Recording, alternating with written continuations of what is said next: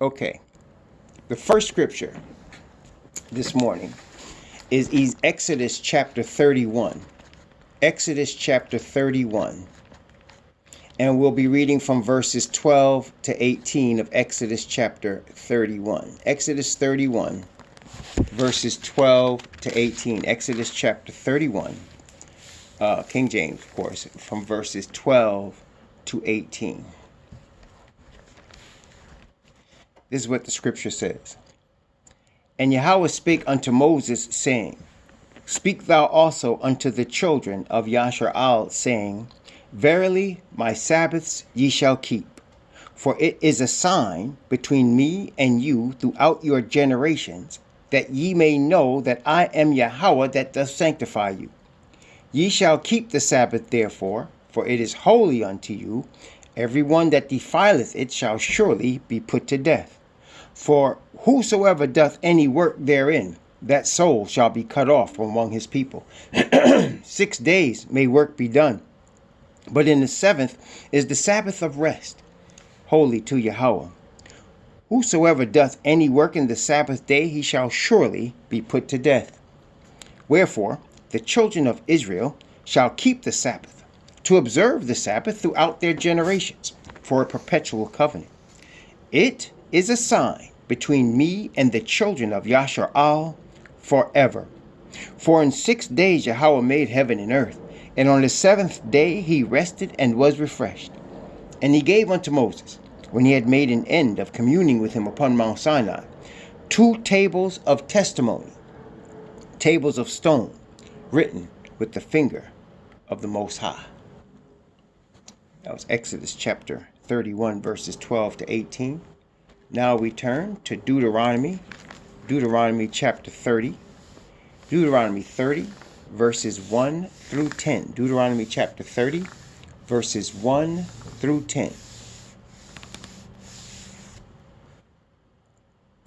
And it shall come to pass, when all these things are come upon thee, the blessing and the curse which I have set before thee, and thou shalt call them to mind among all the nations, whither Yahweh thy Most High hath driven thee, and shalt return unto Yahweh thy Most High, and shalt obey his voice, according to all that I command thee this day, thou and thy children, with all thine heart and with all thy soul, that then Yahweh thy Most High will turn thy captivity, and have compassion upon thee, and will return and gather thee from all the nations, whither Yahweh thy Most High hath scattered thee.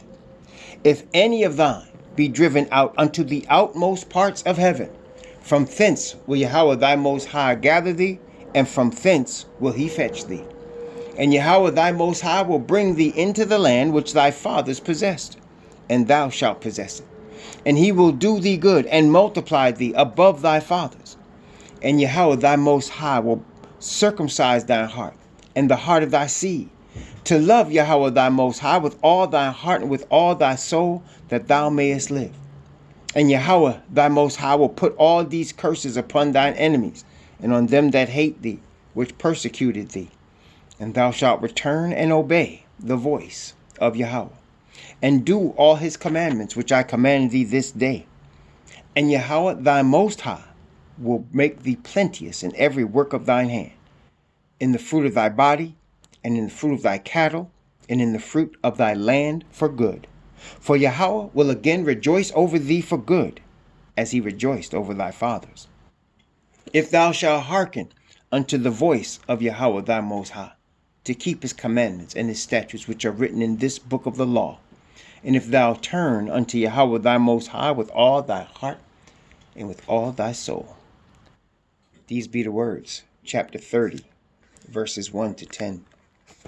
Last but not least, we go to the revelation of the Messiah.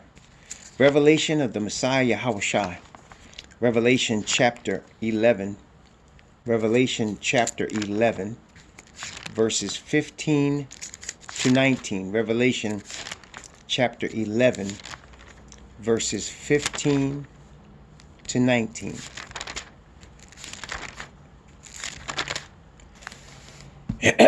The seventh trumpet.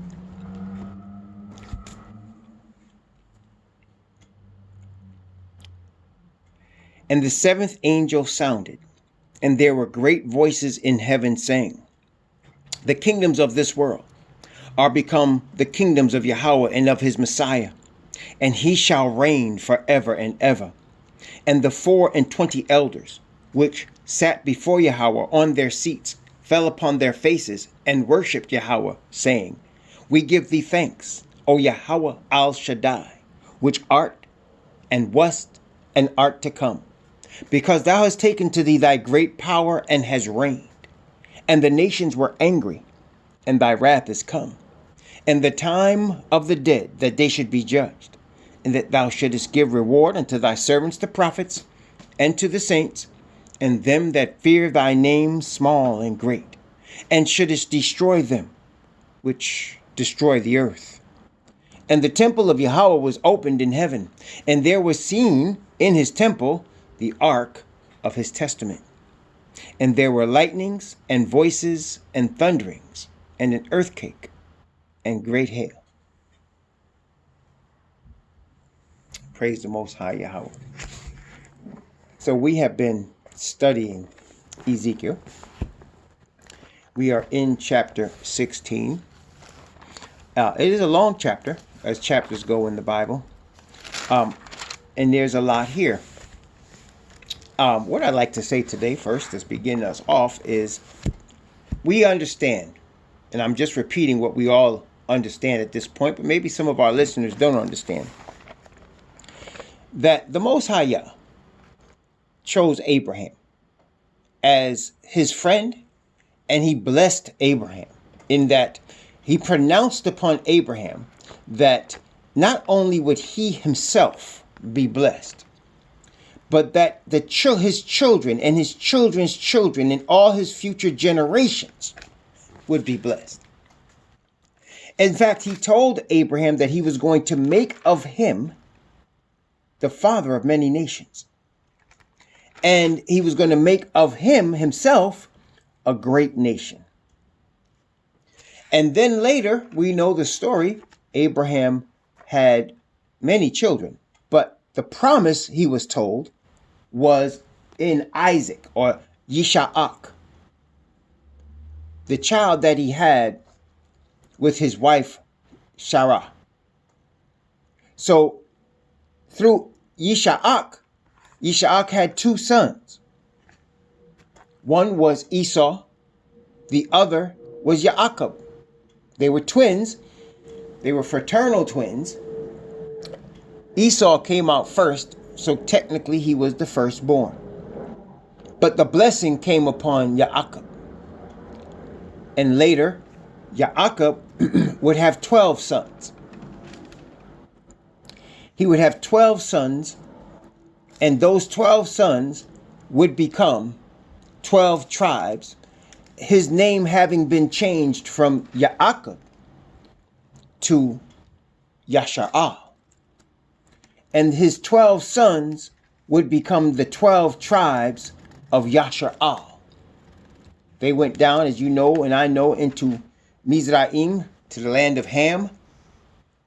They stayed there for over a century or two, and then they were delivered from there.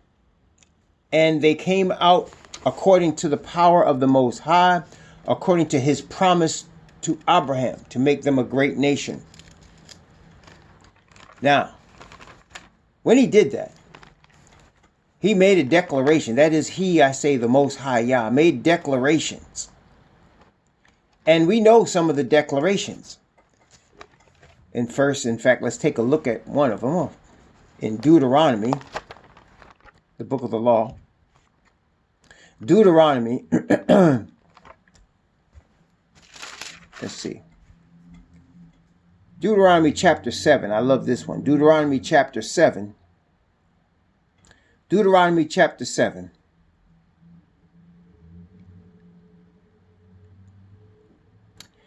I'm going to begin at verse 1. And I'm going to go down to verse 9 of Deuteronomy chapter 7. From verse 1 of Deuteronomy, or these be the words, Adabarim, to verse 9. Notice what it says. And of course, I just want to reiterate, this is the Most High speaking to the children of Israel through the prophet Moses. When Yahweh thy Most High shall bring thee into the land, whither thou goest to possess it, and hath cast out many nations before thee, the Hittites, and the Girgashites, and the Amorites, and the Canaanites, and the Perizzites, and the Hivites, and the Jebusites, 7 nations, greater and mightier than thou. When Yahweh thy Most High shall deliver them before thee, thou shalt smite them, and utterly destroy them. Thou shalt make no covenant with them, nor show mercy unto them. Neither shalt thou make marriages with them. Thy daughter thou shalt not give unto his son, nor his daughter shalt thou take unto thy son.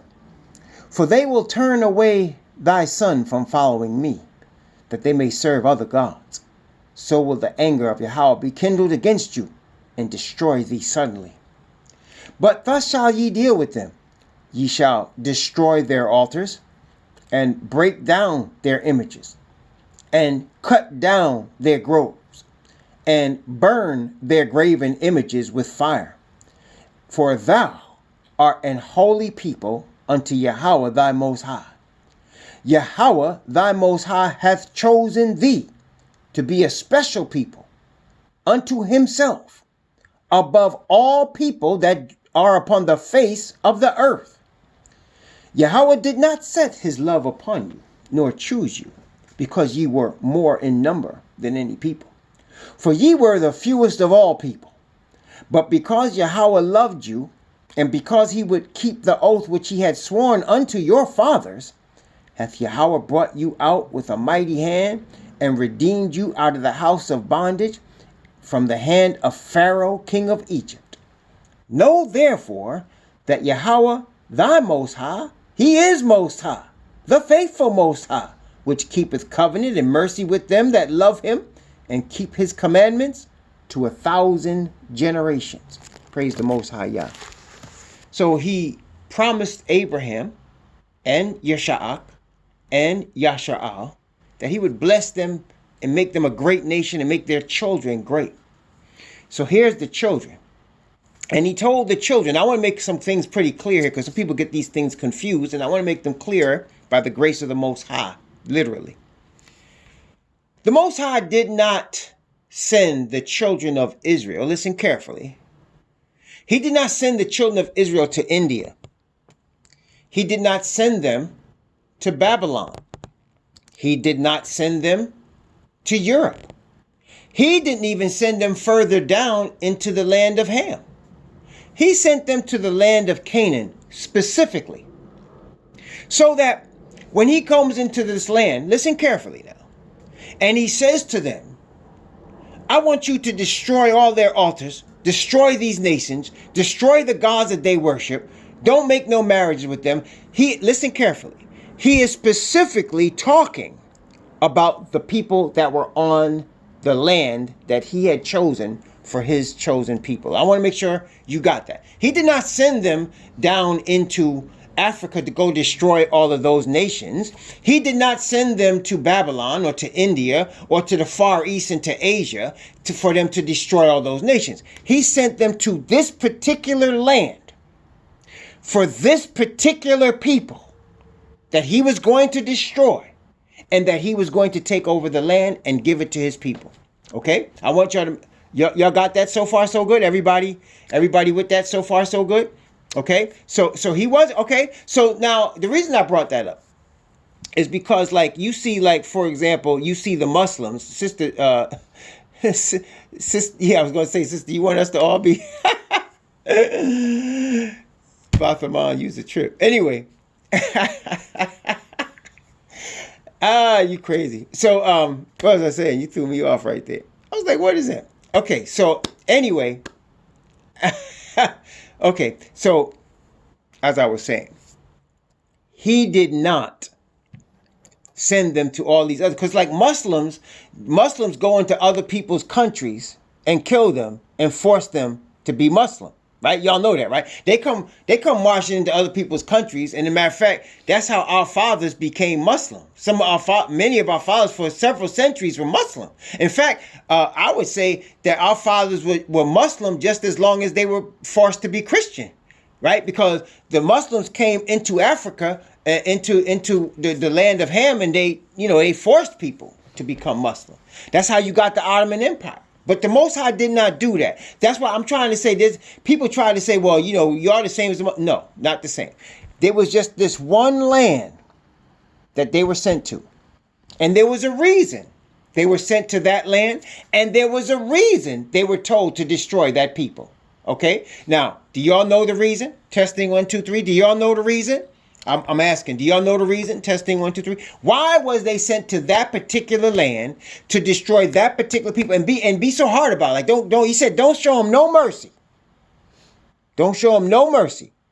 Do y'all know the reason? Because I want you, and if you don't know, it's okay, because I'm about to tell you. And when I tell you, I would like you to please study this. Yes, because of abominations. Exactly.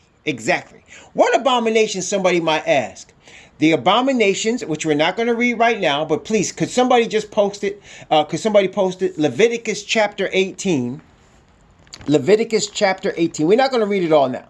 But you get this laundry list and Leviticus 18, and you will understand. It's Leviticus 18, and you don't got to read the whole thing. Just, in fact, if you can let's just take a look at a few verses, just as a synopsis of this thing. Okay? Leviticus chapter 18. I'm going to start at verse 22 and go down to verse 30. It's 30 verses. We're not going to read the whole thing. But just to get you a little understanding of why he had to go in that land particularly and tell them, we're going to destroy you off this land, and we're going to have the chosen people take this land. Notice what it says. Thou shalt not lie with mankind as with womankind. It is abomination for the homosexuals. Neither shalt thou lie with any beast to defile thyself therewith. Neither shall any woman stand before a beast to lie down thereto. It is confusion. Defile not ye yourselves in any of these things, for in all these the nations are defiled, which I cast out before you. And the land is defiled. Therefore I do visit the iniquity thereof upon it. And the land itself vomiteth out her inhabitants. Ye shall therefore keep my statutes and my judgments. Ye shall not commit any of these abominations, neither any of your own nation, nor any stranger that sojourneth among you. For all these abominations have the men of the land done, which were before you, and the land is defiled, that the land spew not you out also when ye defile it, as it spewed out the nations that were before you. And for whosoever shall commit any of these abominations, even the souls that commit them shall be cut off from among their people. Therefore shall ye keep mine ordinance, that ye commit not any one of these abominable customs, which were committed before you, and that ye defile not yourselves therein. I am, or Ahaya, Yahweh, your Elohim. There you go. And we didn't go through the whole laundry list. We started at verse 22 with the homosexuals. But just to show you, that's how he feels about these things. And because now, that's also, remember now what he told Abraham when he promised Abraham the land. He said, your children are going to be strangers in a land that's not theirs for 400 years. And he said, I will bring them out after with great substance. And he said, for the iniquity of the Amorites is not yet full. That's what he said. He said the iniquity of the Amorites is not yet full. See? So in other words, they were doing these abominations when Abraham was on the land. And he put up with it for 400 years. Okay? And then at the end of the 400 years, that was it. He was going to destroy them. That was it. At the end of the 400 years. Okay, so I want to also point out the fact that the 400 years included, people get confused when they say 430 years. I gave you that video last night, but just as a quick thing about that, It was 430 years because it was 430 years from the time Abraham left Ur of the Chaldees to the time the children of of Abraham, Yaashak, and Yasha'al left Egypt. It was 430 years. So it was 30 years from the time Abraham left Ur of the Chaldees to when Yisha'ak was weaned at age 5. Abraham was 75 years old when he left Ur of the Chaldees. 25 years later, at age 100, his wife had Yisha'ak. 5 years later, at age 5, Yisha'ak was weaned, which is when, if you recall, Ishmael and his mother had to leave. Okay, Ishmael and his mother had to leave because Yisha'ak was weaned at that time. And from the time Yisha'ak was weaned at age 5, it was exactly 400 years until they left Egypt.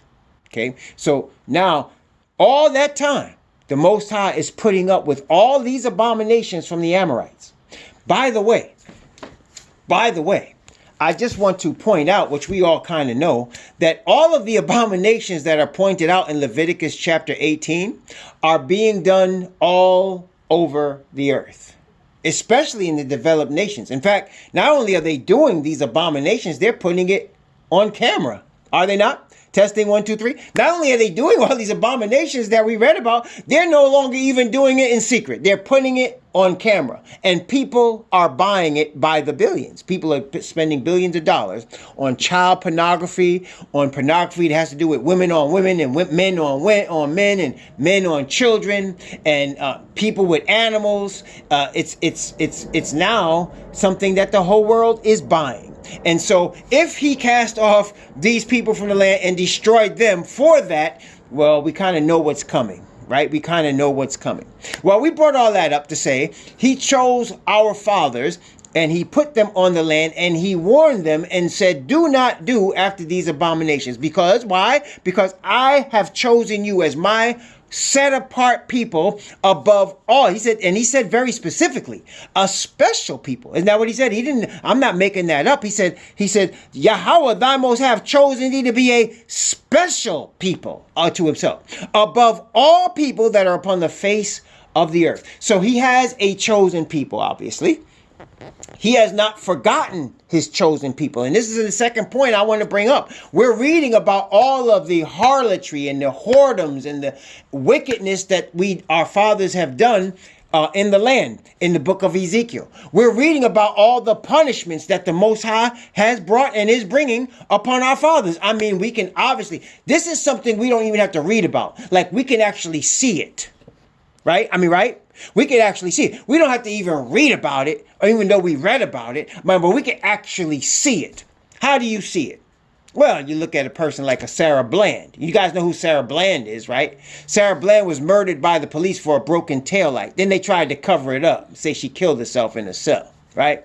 Sarah Bland. You can see the 12-year-old boy in Cleveland, Ohio, that was in the park playing with a toy gun. Police rolled up on him and killed him because he had a toy gun in his hand. 12 years old. You can see these things. You can see pictures of Tulsa, Oklahoma, Black Wall Street, where they actually flew planes over black neighborhoods and bombed them. You can see these things. You can see the third strike law, which predominantly affects African American males. You can see all of these things and more, lynchings and unfair laws and unfair and unjust and all of these things that have been happening right in front of us all the way till right now. And why? Because of what we are reading in Ezekiel. And so what people are confused about, especially the Christians are putting forth a doctrine that says that because of our sins, that the Most High has forgotten about us. Because of our sins, he has decided that he's going to choose another people. Have you all heard that false doctrine? He's decided to choose another people, and those people are now Christians, so that the Christians are now the Israelites. It's kind of weird, isn't it? I mean, it's weird because on two fronts. Number one, we know very clearly he has not forgotten his chosen people, and we're going to read about that today in Ezekiel 16. He has not forgotten his chosen people. Number one. As a matter of fact, before we even go to Ezekiel 16, let's get a couple of witnesses to that fact. Let's get a couple of witnesses. Let's get some New Testament witnesses. Romans chapter, let's see, chapter 10. No, chapter 11. Romans chapter 11. Let's read Romans 11 from verse 1 and verse 2. Romans chapter 11, verse 1 and verse 2. Notice what it says. I say then, hath Yahweh cast away his people? Yahweh forbid. For I also am an Israelite of the seed of Abraham of the tribe of Benjamin. Yahweh hath not cast away his people which he foreknew. Wot ye not what the scripture saith of Allah, how he maketh intercession to Yahweh against Israel, saying, see, so the point, of course, is he has not cast away his people which he foreknew. He knew beforehand who they were. He knew beforehand, before they were even born, who they would be, right? He's the Alpha and Omega. He knew beforehand that they were going to sin against him. He knew beforehand what he was going to do. And let's look at the other witness. There's 2 or 3 witnesses. Let's look at some other witness in Deuteronomy chapter 30, which we read already. Deuteronomy chapter 30. Let's just read a couple of verses for this one, from verse 1 to 3. That we understand what's going on here. Deuteronomy chapter 30 from verse 1 to 3. Notice what it says. And it shall come to pass, when all these things are come upon thee, the blessing and the curse which I have set before thee, and thou shalt call them to mind among all the nations, whither Yahweh thy most high hath driven thee, and shalt return unto Yahweh thy most high, and shalt obey his voice according to all that I command thee this day, thou and thy children with all thine heart and with all thy soul, that then Yahweh thy most high will turn thy captivity and have compassion upon thee, and will return and gather thee from all the nations whither Yahweh thy most high hath scattered thee. So it doesn't sound to me that he's casting them off forever. Sound like he knows they're going to sin against him. Sound like he knows they're going to go into captivity. Sound like he knows he's going to bring them back, doesn't it? Wait a minute. Let's get another witness. Let's just mouth of 2 or 3 witnesses, right? Well, there's a lot more than 3, but I'm just going to give 3, maybe 4 for today. Just, to emphasize the point. Just to emphasize the point. In Isaiah chapter 11, we like this one. Isaiah chapter 11. Notice what it says. Isaiah chapter 11.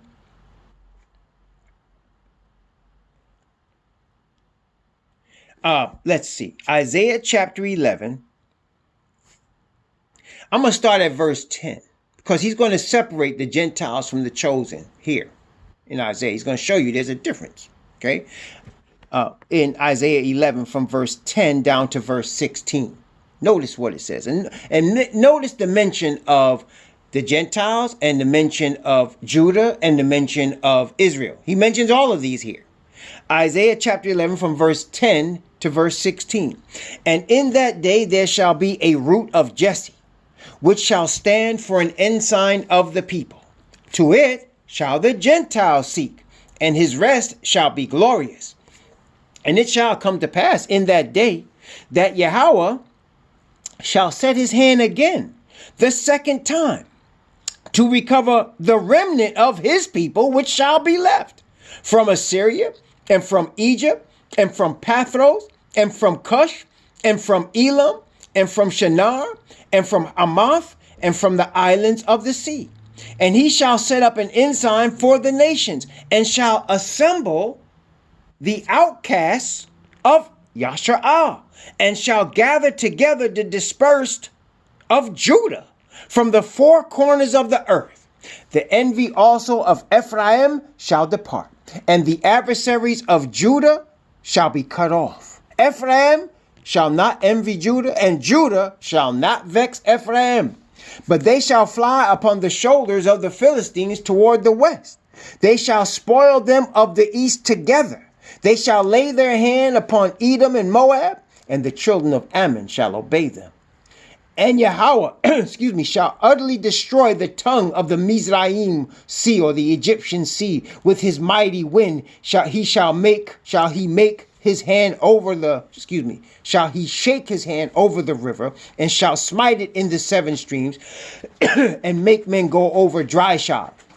And there shall be a highway for the remnant of his people, which shall be left from Assyria, like as it was to Yasha'al in the day when he came up out of the land of Mizraim. Yes, so you can see, obviously he has not forgotten his people. Obviously he's saying he's going to gather them together at the end. So no, despite all of these things, as we're going to read some very abominable things that Israel has done and are doing, he has not forgotten who his people are.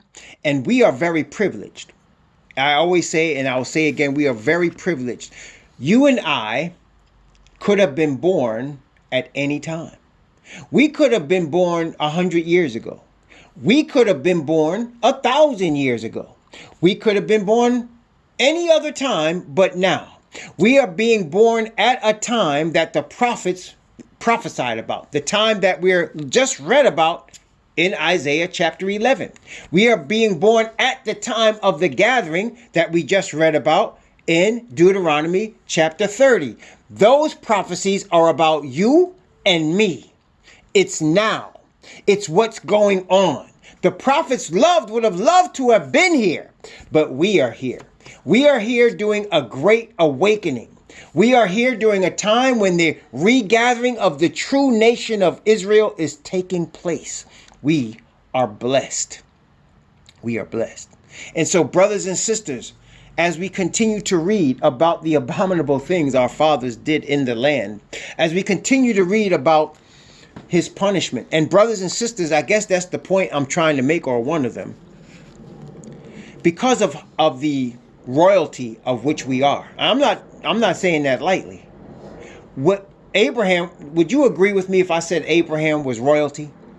You know what royalty is? Royalty is a bloodline that is higher than other bloodlines. So Abraham was chosen by the Creator. Therefore, you can say he is royalty.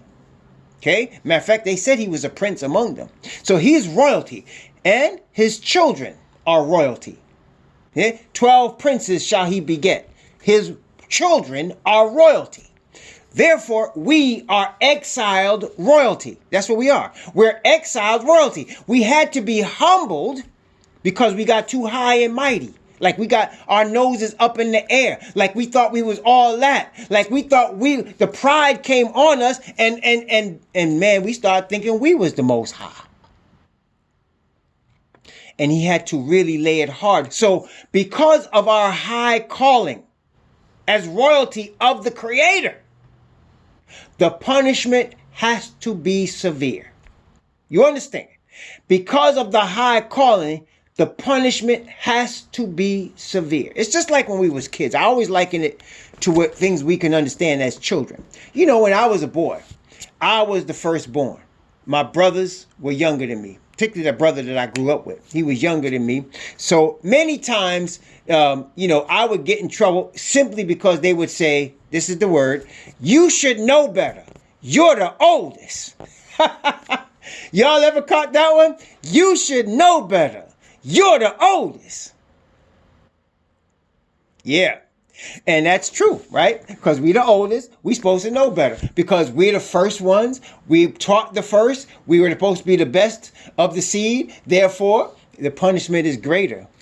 Right? The punishment is greater. Well, for the Israelite nation, it's the same thing. You are the oldest. You should know better. You're the chosen ones. We chose you above all the people of the earth. We blessed you above all the folks of the earth. We destroyed nations for your sake, what the Most High say. So because we turned against him, because we, our people, turned against the Creator, because we, our people, cast off the covenant, because we, our people, betrayed Messiah, who is going to overcome all sin for us.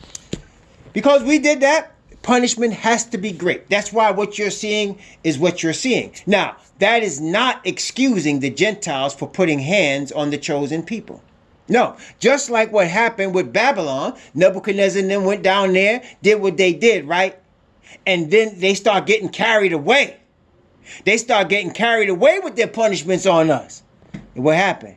The Most High had to level Babylon. Just like with the Mizraim, we went down in there. Joseph went down there in chains. Wait, listen carefully. Joseph went down there in chains. And then they found they needed Joseph for the survival of their kingdom.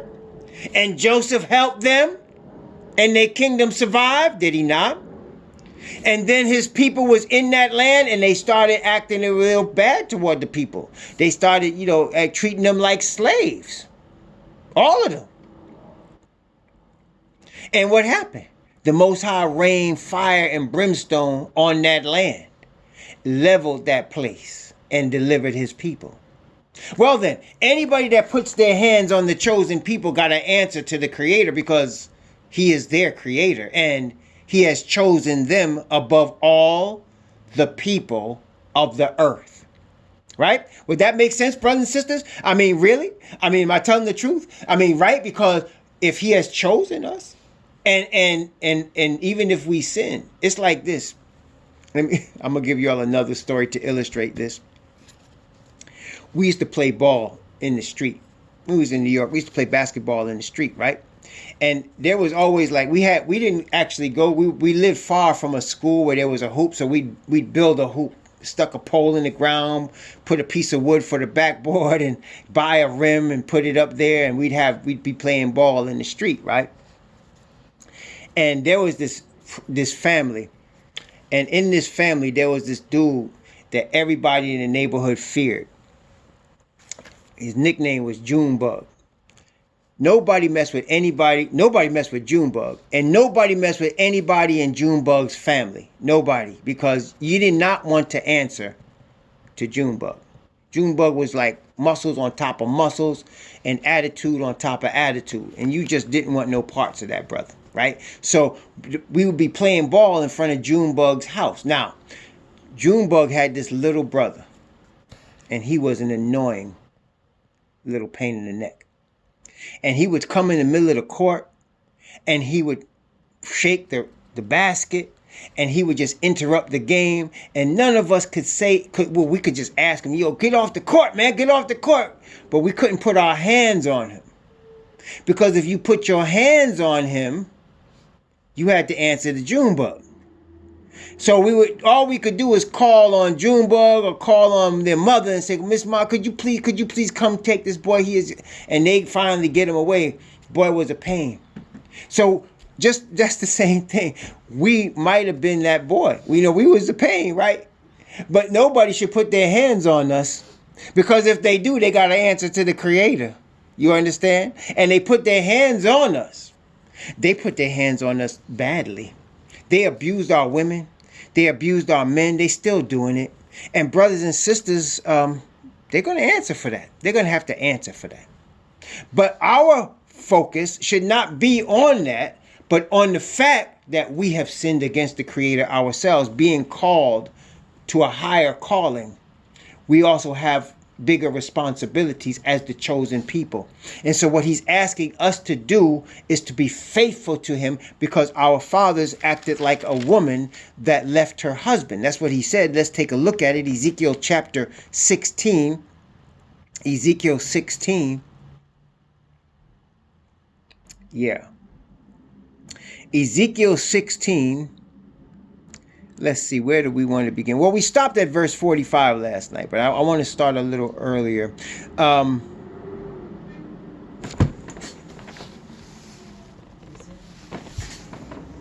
want to start a little earlier in Ezekiel chapter 16. Oh, shoot.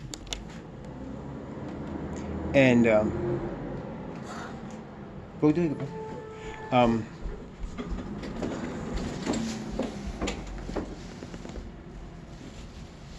I want to start a little earlier in Ezekiel chapter 16.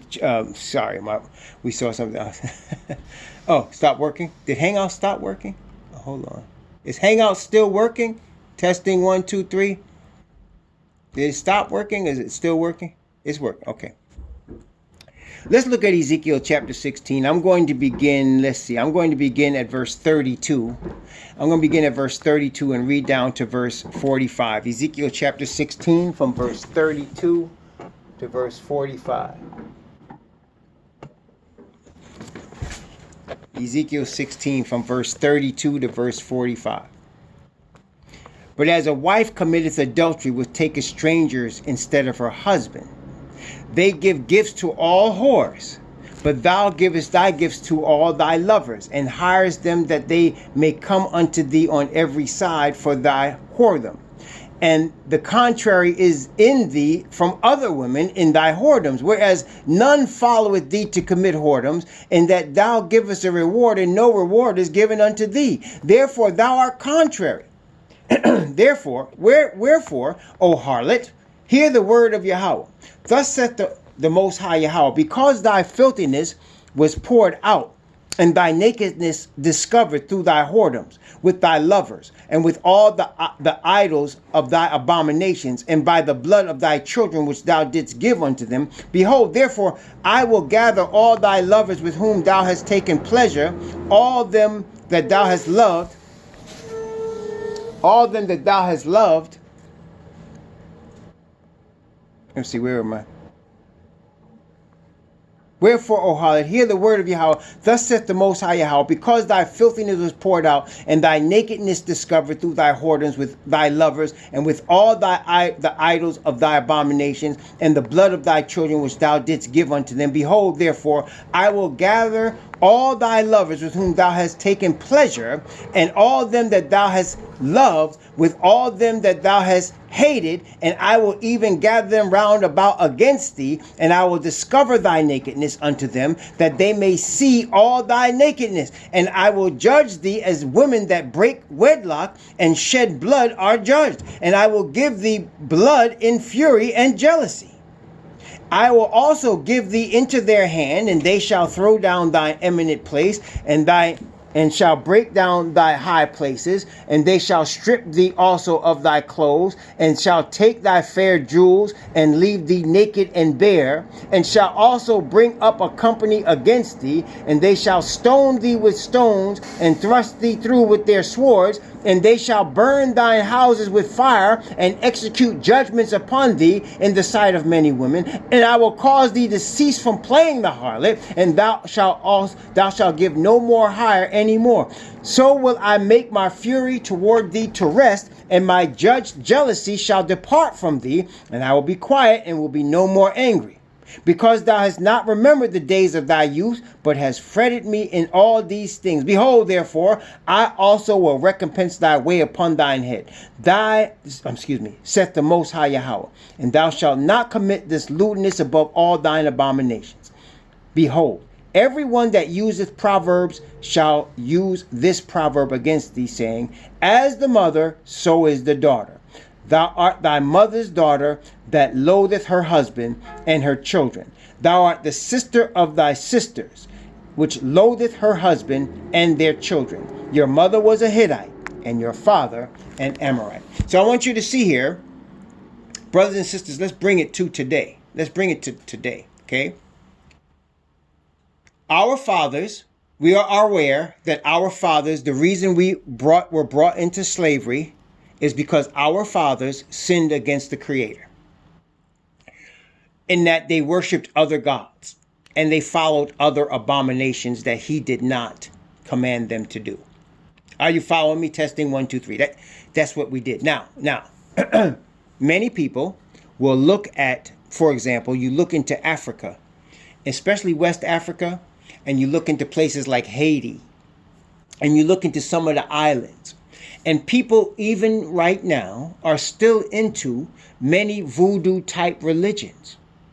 And there are some that are getting into that because they're trying to reject Christianity. They're running from Christianity, but they're running to these religions because they feel like they're ancient religions from our fathers.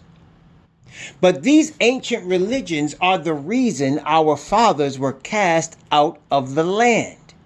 Y'all understand that? The reason our fathers were cast out of the land is because when you see voodoo practice in Haiti, or you see the practice of some of the religion in West Africa and Ghana and in Cote d'Ivoire and in some of these places, that's why we were cast out of the land. That's why. Because of those practices. Okay? So people are running from Christianity, and that's fine, but they're running to other abominations. They're running to ancient Egyptian religions. That's why our fathers were cast out of the land. Worshiping the Queen of Heaven, following after ancient Egyptian religions. We're going to see that in the book of Ezekiel. It's going to show us that. Okay?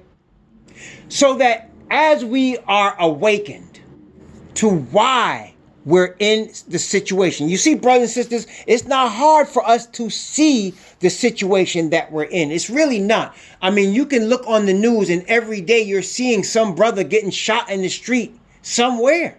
You look and see the statistics in terms of prison population. You can see where we are. You look around you. How many single women are trying to run households? Where are the men at?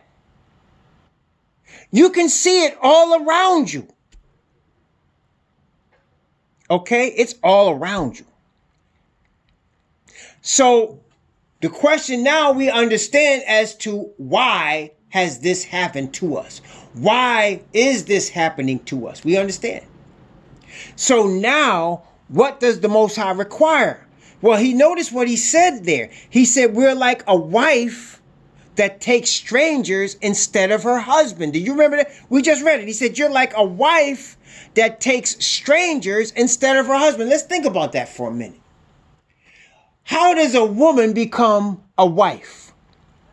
In the Hebrew Israelite economy, how does a woman become a wife? Well, what ends up happening is her family comes into an agreement with the man's family. And the man's family agrees that she's going to come into his household. And she's going to take care of him, take care of his household, bear his children.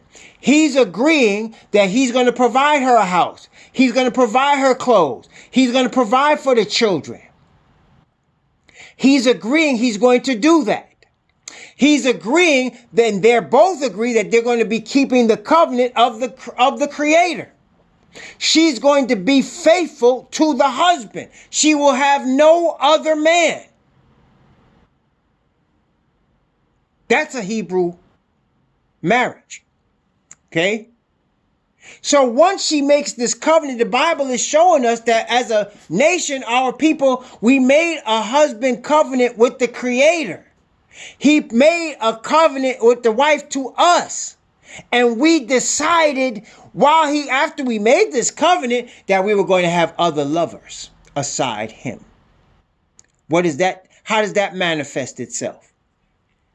Christianity, Islam, Buddhism, voodoo. That's how it manifests itself. Are you following me? Testing 1, 2, 3. We decided we're going to have other lovers aside from him. And it makes him very angry, as the Bible has clearly showed us. He says it even in the covenant. This is how important it is, because he says it even in the covenant. He is a jealous God. I, Yahweh, your Most High, am a jealous God. He says it in the covenant itself. So he doesn't want us bowing down or giving our spiritual allegiance to anything else but him. And we praise the Most High because the reason he punishes us so severely is because it's his intention to bring us back. You see, brothers and sisters, he had no intention of bringing us back. Do you know what the punishment of adultery is in the Bible for a woman that is betrothed to a man? A woman is betrothed to a man to be his, and she decides to have another man. The punishment is death. That's right. The punishment is death. By stoning or burning. They can either burn the woman or stone her to death. That's right. That's the punishment. He did not do that. He allowed us to be taken into slavery. He allowed people to abuse us, and it's terrible. He allowed us to be the tail, not the head. He allowed us to be a byword among all the nations, the lowest class of people.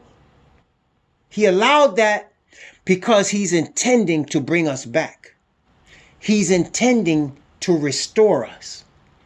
But he needs us to be humbled by our experience. He needs us to be humbled. He needs us to remember from whence we have fallen and to follow him. That's another reason why I don't like it when I hear some of our brothers wasting time on street corners yelling at Caucasian people about what's getting ready to happen to them.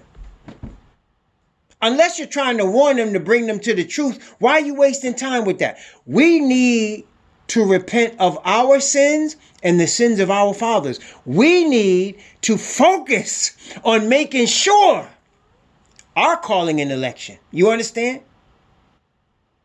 Okay? We need to make sure of our calling and election. We need to make sure of where we fell from as the chosen people. The Most High going to take care of our enemies. He's going to do that. But he's not going to do anything unless we come back to him.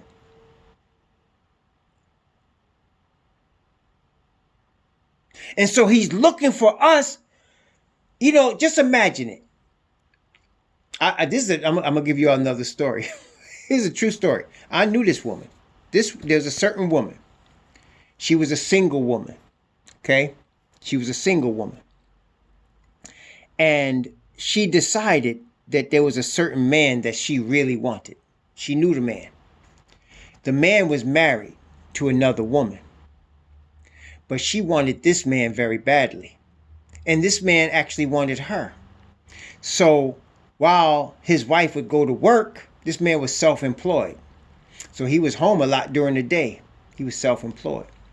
So while his wife would go to work 9 to 5, he would bring this other woman over. They ended up having 2 children together. Him and the lover, this woman. They ended up having 2 children together. And she would have continued with the hope that he was going to leave his wife. She would have continued to sneak around while she was gone, while the wife was gone, and get in her bed with her husband. She would have continued to do that. Except one particular day. One particular day changed everything. Everything changed this particular day. Everything changed for the woman that was cheating, and everything changed for the husband on this particular day. She came over. That is the lover. She came over. She had the 2 children with him already. She came over. What wife was out working. She came over. They were getting ready to do what they do. But this particular day, the wife came back early. She came back early. Caught them in the bed. She must have had a gun or something, because homegirl ran out the house and was running down the street butt naked, so that everybody saw her running from the married man's house, running down the street butt naked, trying to save her life because that woman came in there and was going to kill her. I tell you what, she never went back to that man's house. Never. And everybody in the neighborhood would see her and they would whisper, oh, that was her. That's the one that was running down the road butt naked from so-and-so's house, messing with her husband. I guarantee you, she'd never do that again. That's what the Most High is doing to us. We're the woman running down the road butt naked. That's us. We're embarrassed. He has embarrassed us, brought us over here in chains, had us naked, have people cutting our men's genitals out and hanging them from trees, poor, begging. We've been embarrassed. And then it didn't end there. No, it didn't end there. No, we're running after white Jesus. After white Jesus. Running after their Jesus that they showed us. And bowing down to them. Hoping to get ahead by dogging each other and bowing down to them. We need to understand from whence we have fallen. We need to understand what our high calling is as the only chosen people of the Creator on the planet Earth. We have not been replaced by anybody. He's going to bring us back from the dead. He's going to bring back the dry bones, as we're going to read in this prophecy of Ezekiel. Let us continue. In fact, I got some more to read. Notice again, Ezekiel chapter 16 let's go from verse 46 down to verse 52. Notice again, Ezekiel chapter 16 from verse 46 down to verse 52. And thine elder sister is Samaria, she and her daughters that dwell at thy left hand. Thy younger sister that dwelleth at thy right hand is Sodom and her daughters. Yet hast thou not walked after their ways, nor done after their abominations. No, but as if that were a very little thing, thou hast corrupted more than they in all thy ways. As I live, saith the Most High Yahweh, Sodom thy sister hath not done, nor she nor her daughters, as thou hast done, thou and thy daughters. Behold, this is the iniquity of thy sister Sodom: pride, fullness of bread, and abundance of idleness was in her and in her daughters. Neither did she strengthen the hand of the poor and needy. And they were haughty and committed abomination before me. Therefore I took them away as I saw good. Neither hath Samaria committed half thy sins, but thou hast multiplied thine abominations more than they, and hast justified thy sisters in all thine abominations which thou hast done. Thou also, which hast judged thy sisters, bear thine own shame for thy sins, that thou hast committed, more abominable than they. They are more righteous than thou. Yea, be thou confounded also, and bear thy shame, in that thou hast justified thy sisters. You see, how can Sodom and Gomorrah rise up in judgment and say, how you going to bless them and destroy us? Look at what they did. How you going to do that?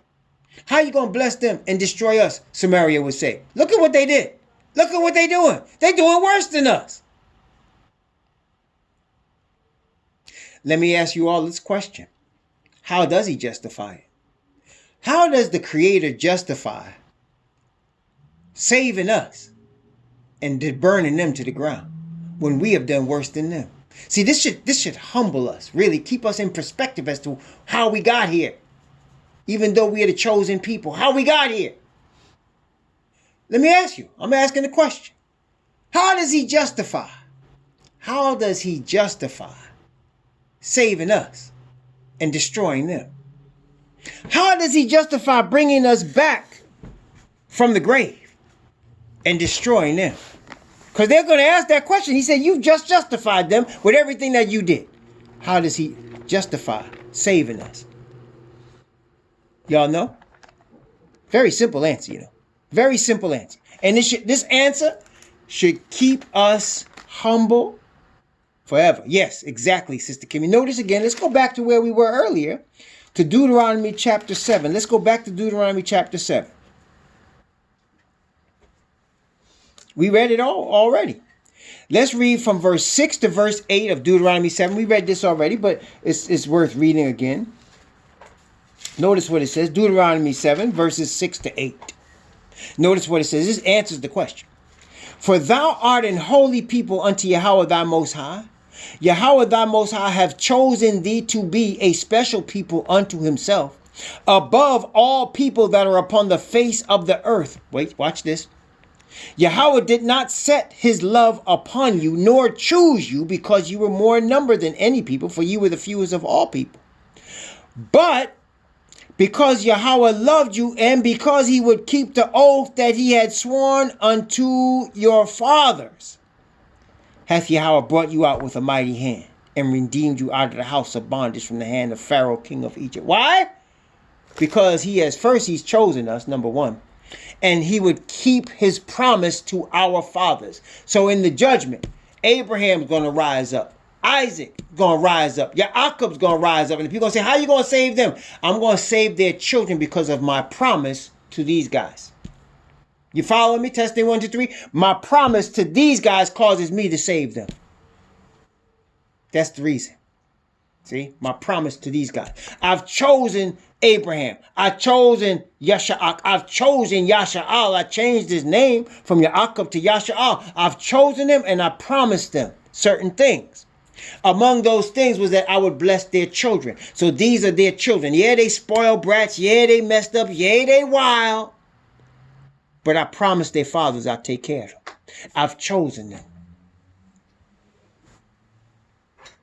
And that, brothers and sisters, see, that is called grace. Wait, you hear what I said? That is mercy and grace right there. Because we're supposed to be destroyed. We're supposed to be destroyed. Yet here we are. You know, brothers and sisters, I mean, really, when you look at, just look at the history, just even the last 100 years. When you look at the last 100 years, I mean, you could go back a couple thousand years, but I'm saying if you look at the last 100 years as kind of like an example of the last 2,000 years.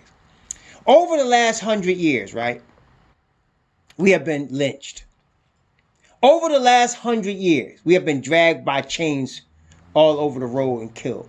Over the last 100 years, we have been discriminated against. We have been left for dead. Over the last 100 years, they have placed us in prisons and in chain gangs to destroy us. Over the last 100 years, they put plans in place to castrate our men and to give us diseases in the meat that we eat. Over the last 100 years, they have brought us into ghettos. They've sectioned us off and sectioned us off by economic cruelty so that we can only make but so much. We can only afford but so much no matter what we do. And then we're boxed into these ghettos, and then they flood those ghettos with poison, with crack cocaine, with heroin. Over the last 100 years, they've dumped guns into these same places and created gangs to have us kill each other. They've done this with the express purpose of our destruction. I'm making it plain for y'all. They have wanted to destroy us. But we still here. We still here. They can't get rid of us. And now we are awakening and even growing. We were 22 million 50 years ago before they put the crack on us, before they put the heroin on us, before they put us in the ghettos. We were 22 million. And they tried to kill our men off, kill all the males. And now we 45 plus million. Can't stop us. They know they can't stop us. They're scared. They are believe me, the powers that be are scared. How do I know that? Because the Bible says they would be afraid of you. The Bible says it. Let me show you. Exodus chapter 1. Exodus chapter 1. Exodus 1.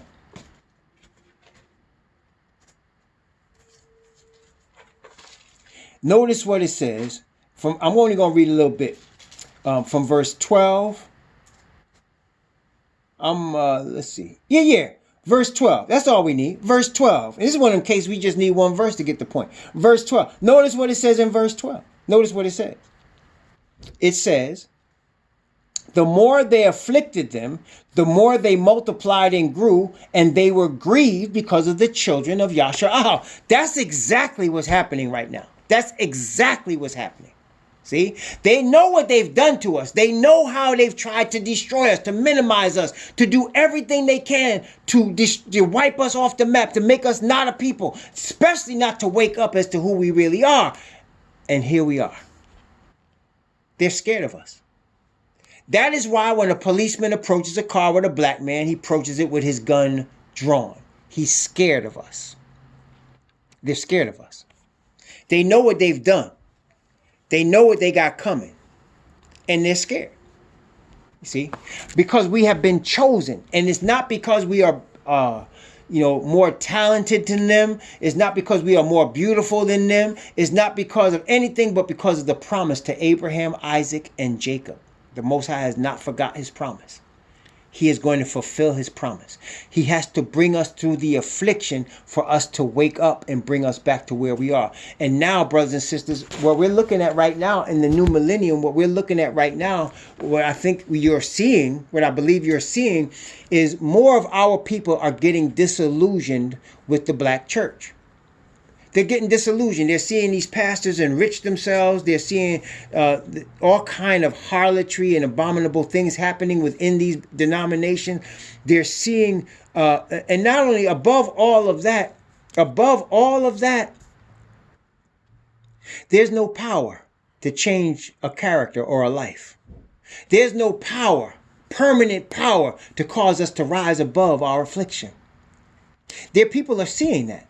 And they're being disillusioned and they're leaving. And what's going on is they're moving right now. We're in the midst of a situation where people are moving to other things. You ever heard of this? Check this out. You ever heard of this? The conscious movement. How many of y'all heard of the conscious movement? The conscious movement is a movement of people that are disillusioned with the established black church that they would be always directed to. They're tired of it. And they're turning to anything else. Some of them looking into Egyptian worship. Some of them looking into voodoo. But they're turning away from white Jesus and Christianity. Some of them looking into the Nation of Islam or to Islam. They're turning away. And they call it being woke. Because why? We're waking up and understanding that white Jesus has not done anything for us. What has it done for us? Really and honestly and truly, over the 400 years we've been in the United States of America, what has white Jesus done for us? What has Christianity done? Has it made our situation better? Has it caused us to be equal with the people that have made us captives? Has it? Or can we just go to the same stores and spend the same money though we make less? Huh? Brothers and sisters, people are awakening to the fact that this stuff ain't working. It's not working. And bottom line for myself, my understanding was at the end of the day, I got tired. Listen carefully. I got tired of struggling with sin. I got tired of having to accept struggling with sin. Got tired of that. I said, there's got to be something, man. I don't know what it is, and I cried out to the Creator, and this is where he brought me. And I praised the Most High. This is where he brought me. This is where he brought me. And he gave me the victory I was looking for. Because brothers and sisters, if light is more powerful than darkness, darkness should not win. Are you hearing what I'm saying? It's very simple. To me, it boils down to some very simple truths. If light is more powerful than darkness, darkness should not win. It's like we would go to some place and somebody say, oh, that house is haunted. And since I know truth, I don't worry about that, because if there's devils in the house, they should be scared of me. I'm not scared of them. They should be scared of me. Because when I step in there, I'm stepping in there with the Creator and with his spirit. They should be scared of me. You understand? Because if light is more powerful than darkness, then darkness is in trouble. Not light. And I got tired of living like I was a Christian and not overcoming all my sin and still being afflicted. I got tired of being confused. I wanted straight answers. And now here I am. And I praise the Most High.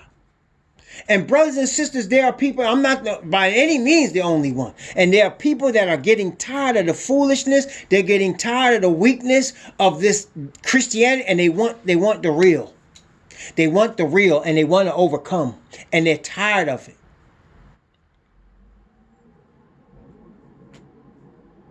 You understand? They're tired of it. And that's where we are. And the Most High in his grace and in his mercy is bringing us to the place where we are fed up with it. This stuff is getting a bitter taste. You know what? I don't even argue. I don't even debate with Christians anymore. I don't even waste my time. If you win, you win. If you out, you out. Keep stepping. Because I ain't got no time, man. It's time for this thing to be wrapped up. And I praise the Most High that he awakened me. And I do want him to awaken others, but I'm not going to argue with you. I'm not going to fight with you. If you want me to present it, I'll present it. We want to discuss it, we can discuss it. You want to pray about it? Go pray about it. But I got to keep moving forward. I got to keep it moving. It's time. It's time. We had to go through all of this. He had to put us through all of these things, man, to wake us up. Notice again. Ezekiel chapter 16 from verse 53. Watch this now. From verse 53 to verse 63. Ezekiel chapter 16 from 53 to 63. When I shall again, watch this now. Watch this carefully. Notice what he's saying. When I shall again bring their captivity. See the promise right here? When I shall again bring their captivity, the captivity of Sodom and her daughters, the captivity of Samaria and her daughters, then will I bring again the captivity of thy captives in the midst of them, that thou mayest bear thine own shame, and mayest be confounded in all that thou hast done, and that thou art a comfort unto them, when thy sister Sodom and her daughters shall return to their former estate, and Samaria and her daughters shall return to their former estate, then thou and thy daughters shall return to your former estate. For thy sister Sodom was not mentioned by thy mouth in the day of thy pride, before thy wickedness was discovered, as at the time of thy reproach of the daughters of Syria, and all that are round about her, the daughters of the Philistines, which despise thee round about. Thou hast borne thy lewdness and thine abominations, saith Yahweh. Thus saith Yahweh Most High, I will even deal with thee as thou hast done, which has despised the oath in breaking the covenant.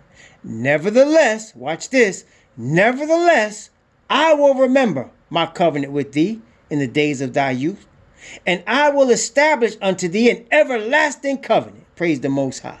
Then thou shalt remember thy ways and be ashamed, when thou shalt receive thy sisters, thine elder and thy younger. And I will give them unto thee for daughters, but not by thy covenant. And I will establish my covenant with thee. Those are the magic words. And thou shalt know that I am Yahweh, that thou mayest remember and be confounded, and never open thy mouth any more because of thy shame, when I am pacified toward thee for all that thou hast done, saith the Most High Yahweh. That's right. That's right. You see, brothers and sisters, we should be humbled. We should be humbled because of all that our fathers have had to go through. It's embarrassing. Can you imagine? You telling people, yeah, your parents were brought to a land in chains, butt naked. They would put you on a block and measure you, ask you to jump to see how hard you can work, fill your women up to see how many children they could bring forth and how hard they could work. They would mate you like dogs, like animals, like cattle. And they kept books and records with you like cattle. Even, you think that I'm talking about 100 years ago? No, you could go to the jails right now. The brothers out there in the chain gangs right now. They got the brothers chained by their feet, chained by their arms. They got them chained like that. They got brothers raping brothers in jail right now. Brothers raping brothers. They got gangs in jail right now. They still doing it. Oh, yeah. Yeah, they still doing it right now. Brothers. Raping brothers. Brothers. Destroying each other. Brothers stacked up in prisons right now. They still look at you when you walk in for a job. Look at your color, look at your name, and decide you're going to get less than the other person that come in that's with them. They still doing it. Brothers and sisters, these things have not changed. And we should be humbled. We should be humbled, and we should seek the Creator for His will, for His glory, because of the promises that He has put. I will remember my covenant. The magic words, I will establish my covenant with thee. That's the magic words right there. Whenever He has said that statement to any person in the Bible, that person is blessed. I will establish He said it to Noah. He said it to Abraham. I will establish my covenant with thee and with thy seed after thee. He said it to David. When He says that to you, you're blessed. That's the magic words right there. So He said, I bring you through all this that you might be humble, that you might remember where you come from, that you might understand how low you went. Then I'm going to bring you back. I'm going to remember my covenant with your fathers. I'm going to establish my covenant with you. He does not forget His chosen. He foreknew who we are. And He's going to bring us back. And He's now, as I'm speaking to you, He's bringing us back. He's bringing us back. Praise the Most High Yah. Bringing us back from the captivity. Amen. Praise His name. Praise His name. Let's have a word of prayer.